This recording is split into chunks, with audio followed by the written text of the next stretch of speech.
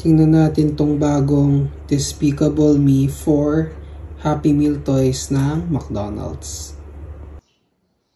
Mag-uumagahan tayo ng Happy Meal dahil meron na namang bagong magandang release ang McDonald's with Minions or Despicable Me 4. Umorder tayo ng chicken at pancake. Ayan, napakasarap.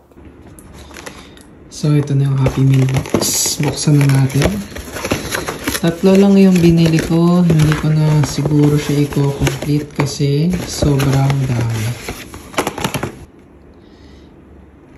Ito yung una nating titingnan.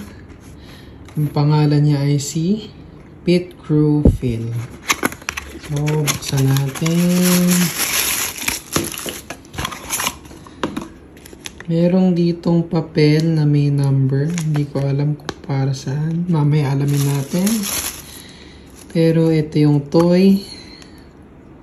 Wala siyang laman sa loob. At parang wala siyang gimmick. Simple lang siya na figure. Cute naman siya. Kaso nga lang honestly, downgrade mula sa mga old release ng Minions toys. Kasi yung mukha niya ay hindi na sculpted. Print na lang ito. Pero at least, hindi siya sticker. Huwag natin bigyan ng idea yung McDonald's. Pero sa bagay ginawa na nila dati sa Spider-Man 9 nila. Pero, kung tutuusin, okay na din kasi high quality naman yung decal. Ito rin decal. At least hindi siya sticker. Kasi kung tutuusin naman, i-display mo lang din naman talaga to sa shelf.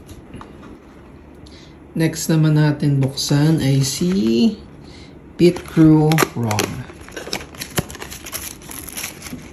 So, hindi na plastic yung lalagyan ng toys.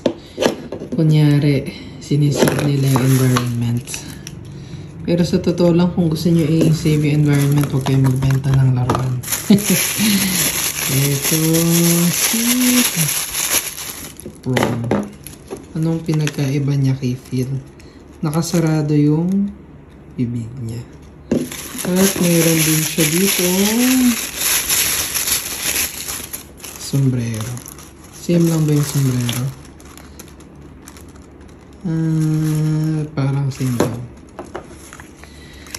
So, maganda din pala. Gets ko na yung gimmick. Pwede mo silang pagpalit-palitin. Yan. Kung gusto mo nakaangat yung kamay niya, lipat mo siya dyan. Pwede mo sila i-mix and match. Maganda pala to kung bibilin mo yung iba't ibang mga outfit. Kaya pala iba't iba yung outfit nila sa mga design. Pakita ko na lang yung picture.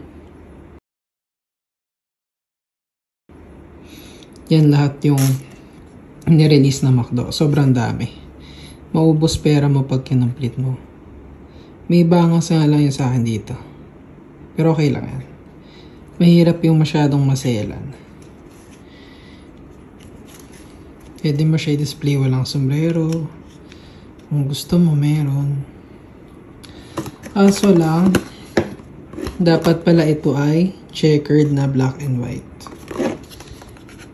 Sculpted naman siya dito pero hindi painted.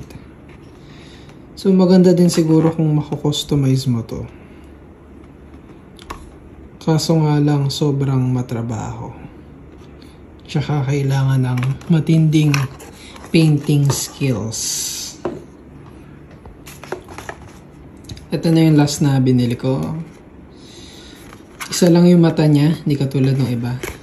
Pangalan niya ay si Pit Crew Ralph. Buksan na natin. Ang unique kasi ng outfit na to ng Minions. Kumbaga ilang beses na nirelease 517, diba? Pare-pareho lang ba? Pare-pareho lang ba? Nakailang release na kasi ng Minions yung McDonald's. Pero ang unique na itong naka-outfit sila na color red. Kaya Ito yung napili ko kunin. Same lang. Decal na lang din to. Tapos, nakababa naman yung pareho niya kamay. At yung sombrero niya ay parang pareho lang din. So, masasuggest ko, kung gusto niyo magpalit-palit sila ng damit, kung gusto niyo maglaro ng parang dress-up paper dolls, bumili kayo ng iba't ibang klase. Meron. So, eto na silang tatlo. Wala lang, ang cute lang, 'di ba? Kapag naman in-scan natin yung QR code, isi-send tayo dito sa link ng isang game.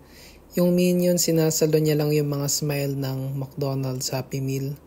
So, isa to sa mga pinapauso ng McDonald's, yung ini-incorporate nila yung mobile games sa mga Happy Meal toys nila. So, yun lang guys, buyers.